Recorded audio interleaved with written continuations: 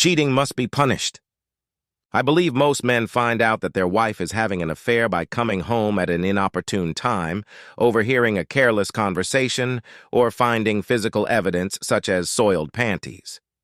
Mine was much simpler. My wife sent me an email. Anne didn't actually email me intentionally, although Freudians might say otherwise. My guess is that her email program automatically suggested my name as the intended recipient, and she clicked on it without checking. It's certainly easy to do, especially if you're in a hurry. Anyway, I was stunned to receive a note from my wife, after 18 years of marriage, entitled, "About Yesterday." Since yesterday was a fairly ordinary Wednesday, I wondered why Anne had emailed me about it. Opening the message, I read, "Honey, I just wanted to tell you again how wonderful yesterday was. You made me feel something I haven't felt in years. I just can't wait until next week. Your attractive lady." I was at work all day Wednesday, and as far as I knew, so was Anne. We didn't even talk on the phone that day, although I remember her being unusually cheerful when she got home in the evening. Besides, I never said affectionate words like attractive lady to her. The disgusting infidelity was obvious, and my first thought was to confront her that evening and demand an explanation, or, more likely, a confession. But I am a logical and methodical man. It didn't take much imagination to suggest that she might deny the meaning of the letter, come up with some alternative explanation, or simply pass it all off as a joke. What could I say then? Besides, my unsubstantiated accusations would alert her, and most likely I wouldn't find out anything. After thinking about it, I decided to wait it out. First, it would be interesting, even amusing, to see if Anne would realize her mistake and decide to explain herself to me. If not, I'm already alerted and can make good use of the information about her next date. Anne sells real estate, so her hours of operation tend to be irregular. Tonight she got home much later than I did. I watched her closely, but found her behavior to be completely normal in every way. If she knew that the letter had been sent in error, she did not show it. I, for my part, did not even hint that anything was wrong. The whole evening passed in routine, but when we went to bed, I felt that sleep was not coming. Instead, I lay there analyzing my problem from every angle to see if I could untangle the knot. There remained, of course, the possibility that there was a perfectly innocent explanation. If there was, not only would I be making a fool of myself by acting rashly, but I would be damaging our marriage. I loved my wife, and the last thing I wanted to do was to do anything to push her away from me. Well, if the letter did indicate that the affair was continuing, then my marriage was already in jeopardy, in which case I would have to take action. Just because I'm trying to control my emotions doesn't mean I don't have them. As I tossed and turned in bed, the pain of my wife's possible betrayal was deeply embedded in me. After much deliberation, I came to the conclusion that my only option was to postpone dealing with the matter until I could get more accurate information. Fortunately, this I would be able to do, and once I realized this, I soon fell asleep. The next morning, upon arriving at work, I went back to analyzing the problem. The upcoming Wednesday should provide some answers, so I contacted a detective agency and arranged for my wife to be followed. If she doesn't do anything out of the ordinary on Wednesday, it won't exactly ease my fears, but I'll definitely feel better. However, if my fears are valid, at least I will know the truth and begin to take appropriate action. Having done all I could do at that point, I put it aside and went back to work. From the looks of it, the following Wednesday was no different than any other Wednesday. Anne and I left for work as usual and came home late in the evening at almost the same time. There was nothing about her appearance or behavior that struck me as abnormal or unusual. I sat in my office, reading my favorite collection of Edgar Allan Poe short stories, and tried my best to hide any signs of anxiety or suspicion. Thursday morning, I had an appointment with a detective agency to find out the results of their surveillance. Although I'm not a very emotional person, I can still read emotions in others. When I entered the office, the detective handling my case avoided meeting my gaze. I knew right away that I wasn't going to like what he was going to tell me. It was just as I had feared. My wife left the real estate agency where she works, and the detective followed her to a cheap motel near the airport. He handed me pictures of her meeting a man there and entering a room with him. The time stamp on the photo showed 13:52. About 2 hours later, another photo showed them leaving the room together holding hands. "I'm sorry," the detective told me. "We always hate to confirm your suspicions. What would you like us to do for you now?" I thought for a moment. "Once again, I need your help. This motel seems to be their regular rendezvous spot. If that's true, is there any way to take pictures of what goes on in the room?" The detective didn't hesitate. "We have a lot of experience getting that kind of evidence. We'll probably have to pay for the motel manager's cooperation, but if that's acceptable to you, I think we can guarantee fulfillment." I nodded. The evidence would be paid for. I returned to my office, but this time, to my surprise, I found that I couldn't concentrate on my work. Now that all doubts had been removed, my ability to think seemed to have vanished. Eventually, I gave up trying to work and focused on what I had learned. Wiping my eyes, I began to make plans. In addition to confirming my wife's infidelity, I realized why Anne had accidentally sent that treacherous letter to me and not to him. It turned out that I knew her lover. It was our neighbor, Mark Bradshaw. Since my name is Mac Bishop, the email program must have suggested my name after Anne typed the first 2 letters. Very careless of her not to double-check, I thought, but I guess emotions have a way of distracting lovers. Knowing the identity of Anne's lover further heightened my sense of betrayal. Mark and his wife Bobby were our friends. We often dined at each other's homes or went to the movies together, and I never noticed any particular spark between Anne and Mark.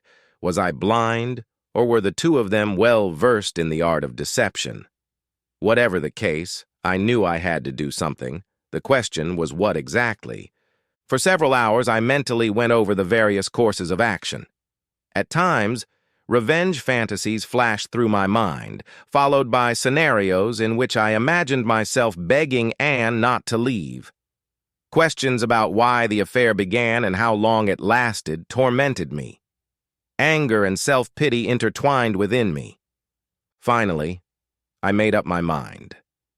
Not only did I know what I wanted to accomplish, but I had a pretty well-developed plan to achieve my goals. My campaign would involve 2 separate courses of action that would occur simultaneously. I thought of them as divide and conquer. Divide the 2 lovers and win her heart again. As the dividing part of my plan, I would use my knowledge of Anne, and to some extent Mark, to drive a wedge between them. With any luck, I'll be able to thwart their relationship until they decide to break up on their own. The second part will involve an all-out campaign to win back Anne's love by becoming the perfect husband. At the same time that I would show her the downside of her relationship with Mark, I hoped to demonstrate the benefits of rekindling a relationship with me. I made extensive notes to myself, listing possible actions for each part of my campaign, planning their timing, and working out interdependencies so that each would complement the other. When I was done, I saw that an essential element for both was the need to keep them in the dark about my knowledge of their relationship. Obviously, this would require restraint on my part, but I felt I could do it. I'm good at not showing emotion.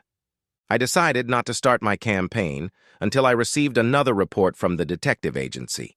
But there were steps I could take in the meantime to prepare. First, I bought a recording system for our home phones, as well as a voice-activated recording device that I hid in Anne's car. Tapping our home phone closed that communication channel, and while I couldn't tap her cell phone, I felt the car was the most likely place for her to call Mark. I wasn't worried about her calling him from work. The agency had an open plan office, so I reasoned that she was unlikely to have a conversation with her lover in a place where she could so easily be overheard. My next step was to get into Anne's email account, The home computer was already set up to access her work email account. She had password-protected her system, but I knew where she kept a list of her passwords, and it didn't take me long to gain access. I quickly arranged to have copies of all emails forwarded to my address. Once I had access to the emails, I soon learned that their affair had apparently only been going on for a month or so. This suggested that their relationship was still in the honeymoon stage. My task was to end that honeymoon as soon as possible. Having completed the preliminary work, all I had to do was wait for the detective agency to prepare photos of their next meeting.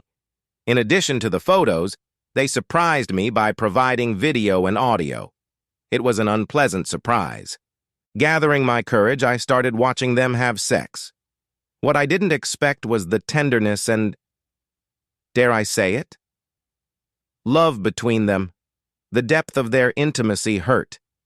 It made me wonder if my plan had any real chance of success. But in the end, I have nothing to lose, so I'll go ahead with my plan. My wife is not very patient and doesn't handle disappointment well. I was hoping to use this weakness against her to disrupt the relationship she had established with Mark.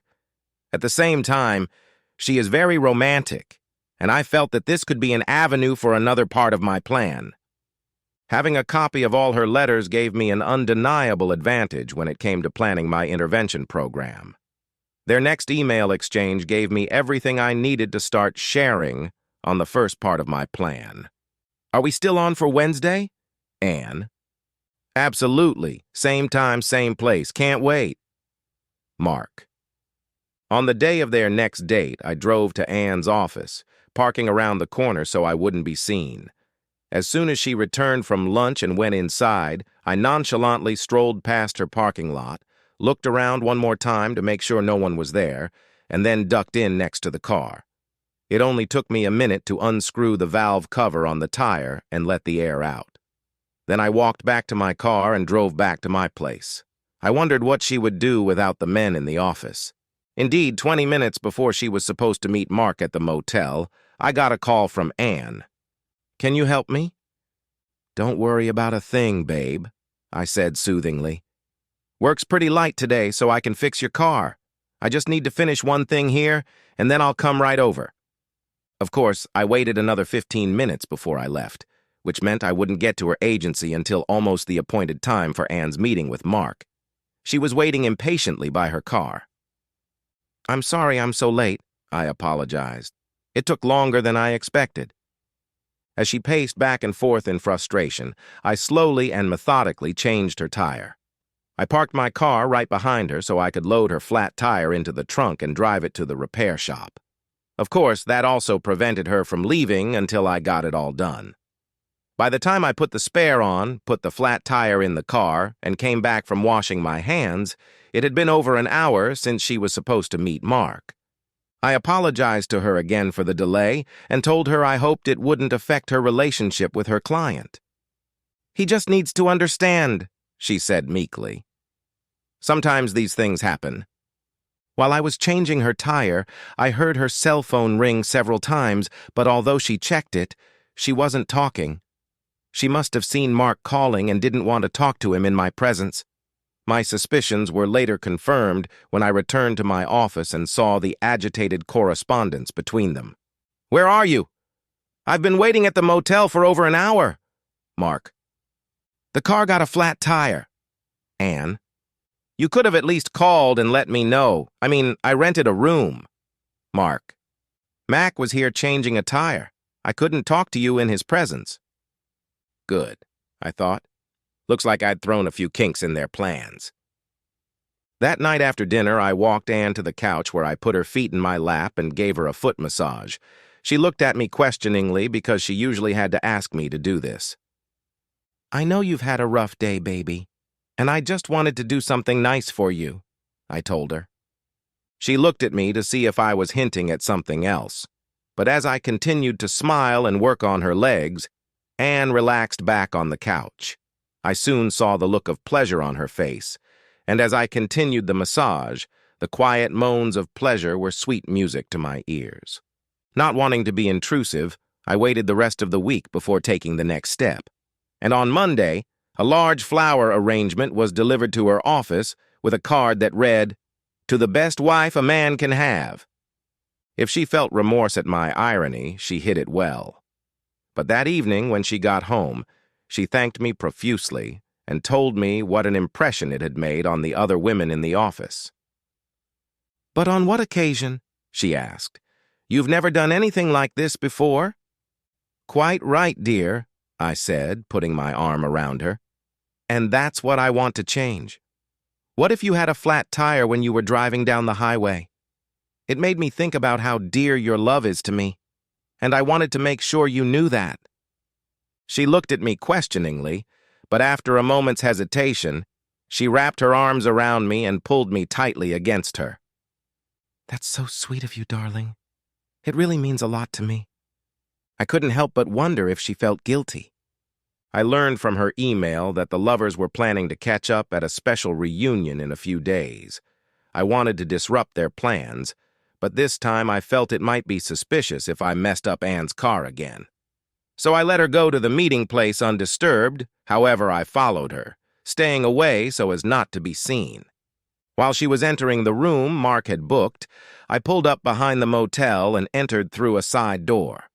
The motel was modest enough, and there were no security cameras to record me setting off the fire alarm in the hallway. I waited outside until I saw guests being driven to the safety of the parking lot. I didn't spot Anne and Mark, but I knew they had to be in the crowd, probably pissed off like wet chickens. Back in the safety of my office, I gleefully watched as emails flew between the two frustrated lovers. Anne: "What nonsense! I'm so pissed off I'm ready to scream!" Mark: "I'm sorry, but it's not my fault." Anne: "Next time, book someplace that isn't a fire trap." Yeah, that sounds like my Anne, I thought. When she came home from work, I could see she was still seething, but her nervousness was replaced by surprise when she noticed that the dining table was set with linen napkins and our fine china. And when she smelled her favorite dish simmering on the stove, she looked at me with feigned disbelief. "Who are you and what have you done to my husband?" she asked with a wide smile on her face. "Nothing much," I replied modestly. "I called your office this afternoon, and when I was told you had an appointment with a client that was running late, I figured the last thing you'd want to do is cook when you got home." A look of fear flashed across her face, but she quickly regained her composure and put her arms around my neck. "That's so sweet of you, darling," she said. "You're so good to me." After dinner, I was determined not to let her help with the dishes. She looked at me gratefully as I walked her into the study and turned on her favorite TV show. As I walked back to the kitchen, I could feel her eyes on me and decided that the conquest part of my campaign was progressing nicely. Whatever doubts Anne might have had about her affair, the next letter I intercepted from Mark made it clear that no amount of temporary setbacks would stop him. He wanted another shot at seducing my wife and intended to up the ante to get it. Mark: "Okay, no more cheap motels, attractive lady. I've booked a room at the Hyatt Hotel this time. We can finally spend some time together." Anne: "That's much better. I'll see you there at the usual time." Reading their email correspondence, I cursed Mark's insistence and regretted that Anne was willing to continue their interlude. Other arrangements were required. I waited until noon, the day before the day they were to meet, and then called the booking office at the Hyatt Hotel. "This is Mark Bradshaw. I have a room booked for tomorrow, but something has come up and I won't be able to make it. I'm afraid I'm going to have to cancel the reservation." "No problem, sir," the clerk replied. "In fact, we have a big conference planned, and your cancellation will help us a lot." I smiled contentedly. With the business done, I still couldn't resist showing up at the Hyatt just to see what would happen. I sat down in a chair overlooking the reception and hid behind a newspaper. Indeed, a married duo appeared just in time, walking hand in hand, chatting and cooing like lovebirds. Their loving mood didn't last long once they found out they didn't have a room. "But I booked a room a few days ago," Mark shouted to the perplexed clerk. "I'm terribly sorry," the poor girl apologized. "But according to my computer, your reservation was canceled." "That's ridiculous," Mark snorted. Very well. Make us a new order. The girl shook her head sadly. I'm sorry, sir, but the hotel is fully booked. And unfortunately, due to the convention in the city, most of the other major hotels are also sold out. But you might get lucky at one of the smaller motels near the airport. When Anne heard the last remark, her face turned red, and she clenched her fists. As Mark continued to rage at the counter, she tugged angrily at his sleeve. Never mind, she hissed loudly. Let's get out of here. I'm not in the mood anyway. With those words, she turned and strode toward the parking lot, and Mark followed her, trying to calm her down and tossing up options. It was clear he wasn't having much luck. I waited until they both left in their cars before leaving my post in the lobby. My work here is done, I thought happily. When Anne got home in the evening, I stopped her at the door. Don't even bother to come inside. We're leaving. Before she could object, I took her hand and led her to my car. Holding the door for her, I walked around the car and got... What's this all about? She asked. Where are we going? I thought you might be in for a little surprise tonight, I told her with a smile. With those words, I turned on the car radio to some quiet music and continued driving in silence. She watched me curiously, trying to guess what I had prepared. She was clearly alarmed when she saw me pull into the Hyatt's parking lot. Why are we coming here? She asked nervously. You'll see, I winked. Entering the hotel elevator, I pressed the top floor button, and soon we were at the Hyatt Hotel's rooftop restaurant with its signature rotating dome. I approached the maitre d' and called my name. Ah, there you are, just in time, he said. With those words, he led us to a table on the outer edge from where we could admire the lights of the city. Why did you choose this place? Anne asked suspiciously. No particular reason. I just thought it would be the perfect setting for my pretty wife. She smiled tensely at my compliment. But how did you manage to get a table for us? I hear there's a big convention in town tonight. Oh, that's no problem, I said nonchalantly. I called and made a reservation today. Anne didn't react to my remark, but I knew that my success was in stark contrast to Mark's fiasco. In fact, I had made the reservation as soon as I learned of their rendezvous plans. I took the liberty of making the reservation, I continued. I hope you don't mind. She said she was grateful for my concern and relaxed. She was even more pleased when the waiter brought a bucket of ice and a bottle of champagne. After we drank a few toasts that I made to her, she really cheered up. And when the waiter brought oysters on the half-shell, she was ecstatic. I'm not a big fan of oysters, but Anne loves them. For the main course, the waiter brought a salmon niçoise salad with black olive dressing. Anne was duly impressed. I thought you'd order something heavy like a big steak, she said with a smile. It's perfect. I know you like salads, baby, I told her. Besides, we don't want to get too full, do we? She looked at me questioningly, but I didn't say anything else. For dessert, the waiter brought 2 bowls of fresh raspberries with a spoonful of whipped cream and liqueur glasses filled with Grand Marnier. It was the perfect ending, and Anne loved it all. As we drove home, Anne unbuckled her seatbelt and snuggled up to me. It appeared that the alcohol and oysters had had the desired effect. Besides, I felt she must be frustrated and horny after the failures of her last few dates. Back home, I led her straight up the stairs to our bedroom. Why don't you change into your nightgown, I suggested, while I take care of other things. As she turned toward the closet, I rushed down the hall to the guest bedroom to make sure everything was ready. When I returned, I was pleased to see that she had chosen a sheer black nightie that both concealed and revealed the curves of her body. I led her down the hallway to the guest bedroom, where scented candles were now burning, arranged around the open bed. While she stood staring in amazement at my preparations, I approached her from behind and placed a sleep mask over her eyes. Touch and smell will be the only senses you'll need tonight, I said, leading her to the bed and undressing her. Then I laid her down on a fresh linen sheet. "Smell this," I said, waving the bottle of almond oil under her nose. Then I poured some water into my hands to warm her up and started rubbing her feet. She was thrilled when I gave her a short foot massage. After the massage, we made passionate love. As I fell asleep, I was very pleased with how the evening had gone.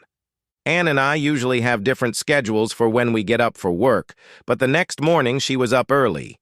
When I went downstairs, I found that she had already made me coffee and breakfast. When I looked up at her, her eyes were sparkling. "Thank you, baby. Last night was really something special for me," she said fervently. "I'm so glad you enjoyed it," I replied. "I know I will remember it for a long, long time." She smiled at me.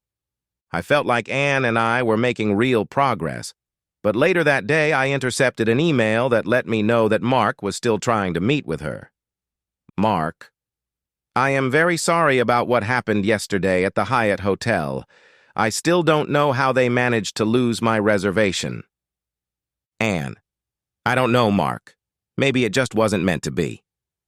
Mark: "Don't say that, attractive lady. Let me make it up to you. Is there any chance you can leave on Saturday? Bobby is going out of town and we could spend the day at our lake house. No booking mix-ups, no fire alarms, just hot love." Anne: "Mac always plays golf on Saturdays. I can probably get away while he's there." Mark: "Great. I can't wait to touch your hot body again." It was clear to me that my campaign had reached a tipping point. I felt that both divide and conquer were gaining momentum. But I had to do something this weekend or I would lose everything I had accomplished so far. Their new plans posed a real problem for me. There was no way to cancel my golf game. Anne could always pretend to go shopping or find some other excuse to leave. I didn't dare touch her car again. All could be lost if she suspected me, and unlike the motel and hotel, I was having a hard time playing with Mark's lake house. I needed some way to get Anne to change her plans, preferably at the last minute. Suddenly, a stroke of genius hit me, the perfect solution. What's more, the preparation took only one phone call. I followed my usual routine for the rest of the week, but Friday night I furtively grabbed Anne's cell phone and replaced the battery with a dead one. If she tries to call Mark this weekend, it will only be through the house phone so I can listen in on the conversation. On weekends, Anne and I dress rather casually.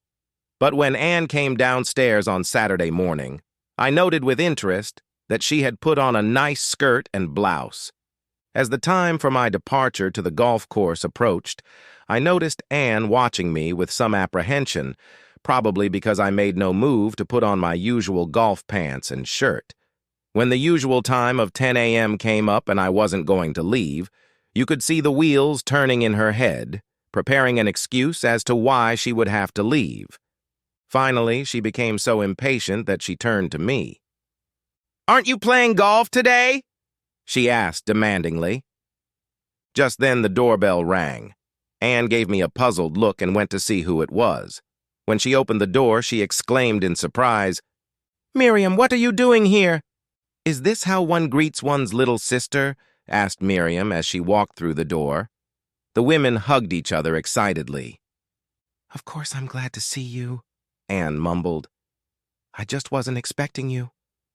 Miriam smiled at me. "I'm here because your wonderful husband invited me. He called me earlier in the week to let me know you had no plans and suggested we spend the weekend together. It had been so long since we had seen each other that I jumped at the chance." Anne and Miriam were very close to each other. Not a week went by that they didn't talk on the phone. But because Miriam lived 200 miles away, they didn't visit each other very often.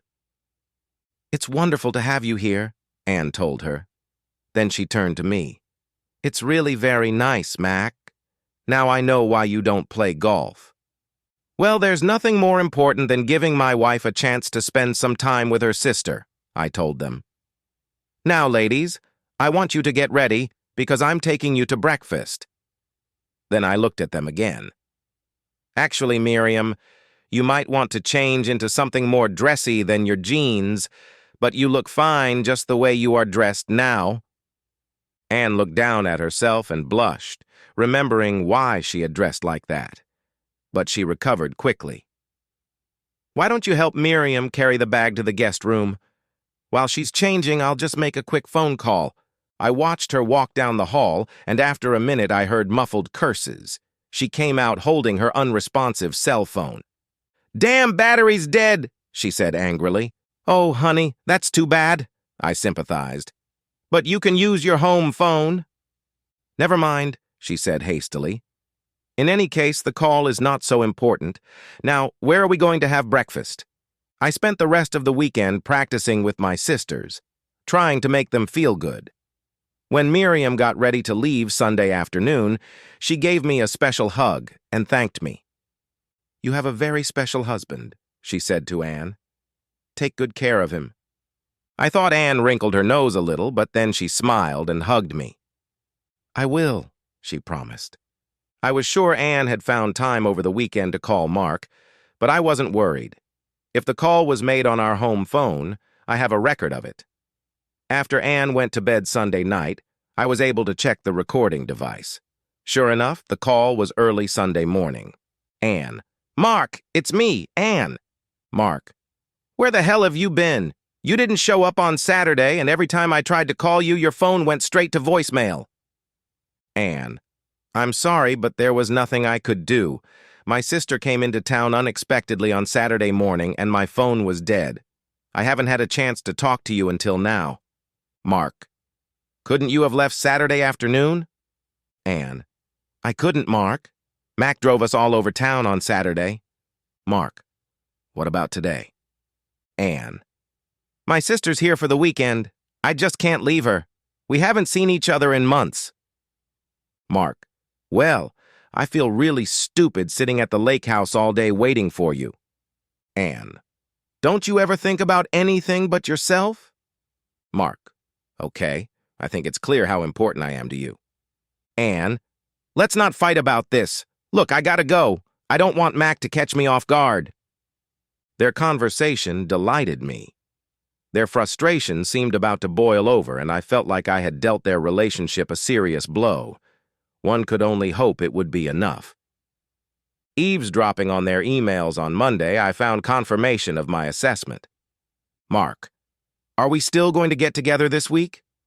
Anne: "I don't think so, Mark. This whole thing is getting too much of a hassle, and it's starting to annoy me. Besides, Mac has been really nice to me lately, and I feel pretty guilty about running to you behind his back. I think we need to get this over with." Mark: "Don't say that, Anne. At least one more time." Anne: "No, I'm serious. It's over." Mark: "Well, I can't say I'm not disappointed.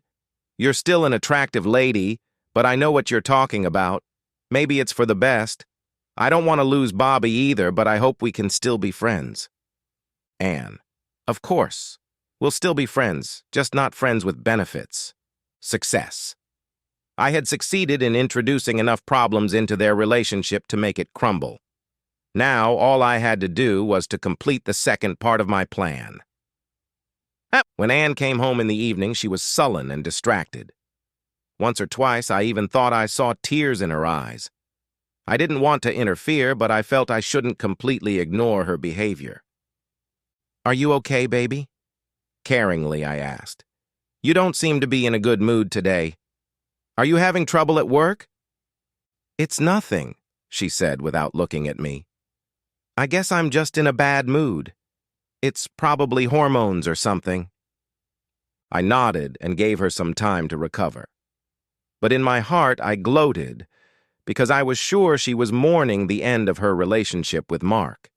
Even though it was her decision to end the affair, I knew that Anne put a lot of emotion into any relationship and couldn't end it without some sense of loss.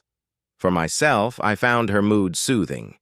She wouldn't have felt so sad if she hadn't decided to end it. But I couldn't escape the thought that Mark was unlikely to have a similar reaction. "He's probably making love to Bobby right now," I thought caustically. The next morning, Anne was in a much better emotional state. I saw no more emails between Mark and her during the day, which reinforced my confidence that neither of them had changed their minds. It gave me a growing sense of triumph. Everything was going as I had planned. That evening after dinner, when Anne came into the study, I was once again holding an Edgar Allan Poe book in my lap. "What are you reading this time?" she asked. One of my favorites, I told her, The Cask of Amontillado. "That one I don't know," she said. Then she pressed herself against me. "Can I interrupt you for a moment? I just wanted you to know what a wonderful husband you are to me," she said seriously, looking into my eyes. "You've been so sweet to me these past few weeks, and I feel very lucky to have you." My heart soared at those words, and I realized I had won. This was the moment I had been waiting for. I looked at her, waiting to see what else she would say.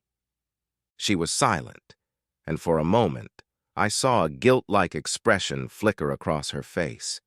Her eyes seemed to moisten a little. "I really don't deserve you," she said hotly. "No," I said calmly. "I'm the one who doesn't deserve you."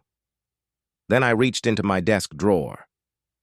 "And I certainly don't deserve this," I said sharply, dropping the pictures of her meeting with Mark at the motel into her lap. At first, she looked at me confused by the change in my tone, and then had trouble understanding what I'd given her. But when she focused on the frames and recognized what they depicted, she began to wail, "Oh my God, no, no!" I handed her a copy of the divorce petition my attorney had filed earlier that day. When she realized what I had given her, she caught her breath. "But I thought you and I mean, isn't there some way, "No," I interrupted her coldly, holding out another stack of papers. "And in case you're interested, Mark, here's a copy of the letter I sent to Bobby tonight along with the detective's report. Also a similar letter I sent to your sister Miriam, explaining why I'm divorcing you." She groaned in pain and sobbed again. "I just don't understand. You've been so loving and caring all these weeks. I can't believe you're being so cruel now. Does none of this mean anything?" "My dear," I said in an even voice, "when you started your sordid little affair, you put an end to all my love for you. That's why I've spent the last few weeks trying to end your relationship with Mark. As for how I treated you, well, that's how I wanted to make sure you realized how much you lost when you betrayed me. My goal was to take from you the same things you took from me, and as far as I can tell, my plan worked perfectly." Anne collapsed on the couch, sobbing pitifully. Before I left, I reached over and placed the book of Poe stories I'd been reading on top of the rest of the papers. The text was still open on the Cask of Amontillado, and I used a marker to mark the passage containing the Montresor family motto for her to see. "No one dishonors me with impunity." The end! Subscribe to my channel. Thank you.